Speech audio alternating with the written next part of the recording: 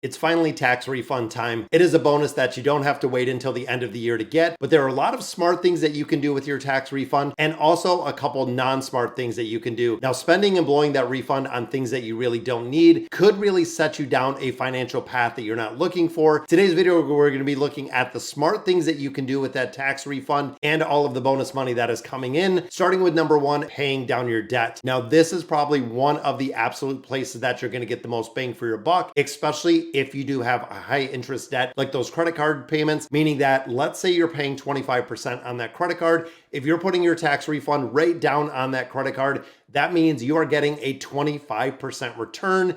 That is right. Regardless of what you do with the money, getting a 25% return is going to be a game changer. Not only that, is it is going to improve your credit score greatly, which again can kind of snowball into getting lower rates, getting approved for things that you might not have qualified for because of your debt to income ratio or because of the amount that you are carrying on the cards, which of course affected your credit score. Now, this is going to make a big difference also when you're planning to pay these down. If you're using the snowball method or the debt avalanche method, either way, you really need to put some of that towards that high interest debt. Now, when you look at credit cards, they are the priority. They are the ones you want to focus on. When you look at auto loans, when you look at mortgages, student loans, might be a little bit better to hold on to that cash than paying down those debt, which again is at a much lower rate because you want to make sure that you do have that emergency fund built up. Now, number two is the high yield savings. Now, there's a ton of places, including M1 Finance, which I have a link right down below,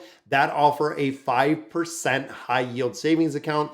You don't have to set it up in a CD. You don't have to lock it up for 9 or 12 months.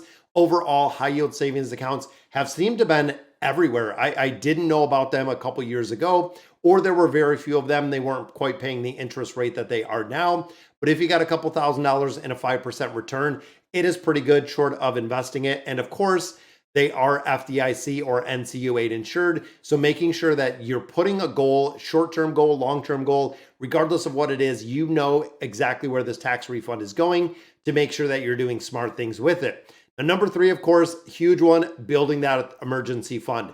When it comes to the emergency fund, starting off with really the small emergency fund, like Dave Ramsey says in those baby steps, getting that first $1,000 saved, focusing on that bad debt that you're really wanting to eliminate, and then looking at getting 3 to 6 months of that fully funded emergency fund. That way, if something does happen, you have money to cover those expenses without having to go back from borrowing. Also, with that emergency fund, just like we talked about with that high yield savings, you can take all that money, that 3 to 6 months of an emergency fund, put it into a high yield savings account. Now, all of a sudden, the banks are paying you to have your money.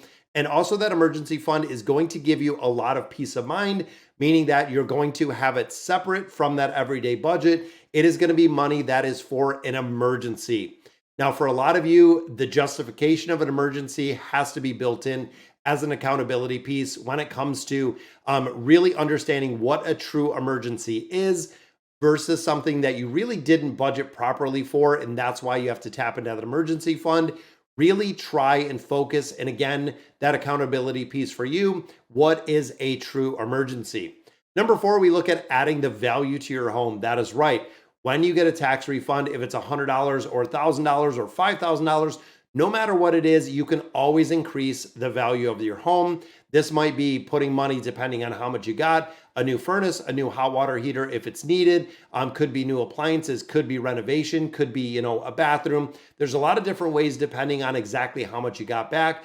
And of course, some of these might be inexpensive, but they have a very high impact on the return that you can actually get on your home, especially if you're doing things yourself. When you look at new fixtures, new handles, when you look at painting, a lot of things with a very small budget can be worked into renovation budgets and making sure, again, adding that value to your home if you go to sell it, or even improving the quality of your life. If you want an office space because you're working from home now, it is definitely worth it to go ahead and add that value.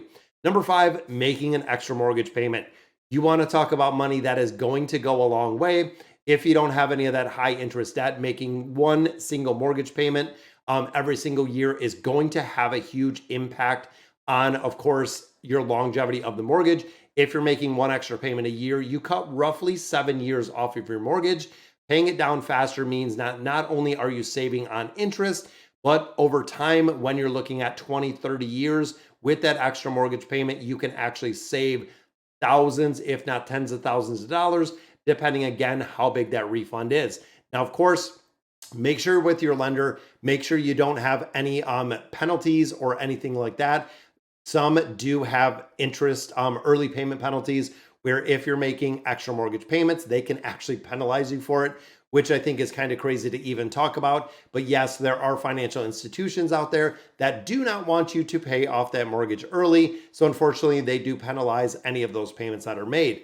Number 6, we look at investing in your health. Now, this, of course, if you don't have pressing bills, if you don't have any debt to pay, putting the refund and investing into your health. This could be, putting money into your HSA account if you're eligible for it, but it could also include gym memberships. It could be buying equipment, treadmills, rowing machines, barbells. Of course, having to use them regularly. Please don't go out there and invest in equipment with tax refunds if you don't, or ultimately stop using it. Gym memberships, easier to cancel. Having to resell gym equipment that you're not using anymore, a little bit more difficult and a little bit more time consuming. And the final one on this list that we got is putting the money into an investment account. Now, when you think of the S&P 500, most of you know with my investment portfolio, we invest in ETFs and ETFs only. So if you're looking at that S&P 500 or the VOO, putting a chunk in there now, if you look at the growth factor over multiple years, can make a big difference in your returns, but also a big difference in what you can put in there. Now, of course, smart things to do with your money. You have to be conscious of them. You have to know exactly where this is going. We don't want you to get this money and essentially blow it. I know a lot of people do use it to pay down debt. That is the number one priority that we see, is when we get a large chunk of income, we put it into the debt. Now, I really do cautious paying down the debt because of the ability to borrow it again. The only way that you're ever going to pay down those credit cards and you're ever going to eliminate those balances is having a emergency fund. Again, even if it is that first step of the baby steps where you save $1,000 and the rest of that can go to that high interest debt.